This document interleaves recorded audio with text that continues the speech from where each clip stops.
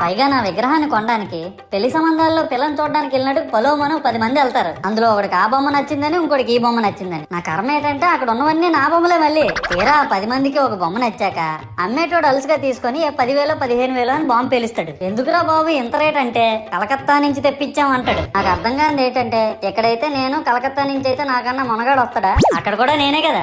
ఇలా నన్ను బజార్లో పెట్టి బేరం ఆడి నా మొహానికి ముసుగేసి వ్యాన్ ఎక్కిస్తారు. ఆ వ్యాన్ డ్రైవర్ గాడు నేను ఉన్నానని కూడా చూడకుండా ఏదో ఆలోచించుకుంటా డ్రైవ్ చేస్తా గతకల్లో గబ్బి గుబ్బి అని తించేసి నా కాల్లో చెయ్యి ఇరగొట్టేస్తాడు. ఈ విషయం చందాలు ఇచ్చిన చిన్నోళ్ళకి తెలిస్తే మళ్ళీ ఇరిగిపోయిన బొమ్మ పెట్టకూడదని ఏ బొమ్మ రాసి కవర్ చేసేస్తాడు. సరేలే జరిగిందేదో జరిగింది, నా భక్తులే కదా కూల్ బ్రో అని చిల్లయ్యే లోపు నన్ను పందిర్లో పెట్టి ముసుగు తీసి నాకన్నా పొడుగున్నే సౌండ్ బాక్సులు 2 నా చెవులు పక్కన పెట్టి డీజే గణేష్ బ్రో అని చెప్పి నా పాటలను కూనీ చేస్తారు. సరేలే పిల్లలు కదా ఇప్పుడు కాకపోతే ఎప్పుడు ఎంజాయ్ చేస్తారు, కాసేపట్లో పూజ స్టార్ట్ చేస్తారని వెయిట్ చేస్తా ఉంటే ఆ 5 రూపాయల వ్రతకల్పన బుక్ చూస్తే అది ఎక్కడ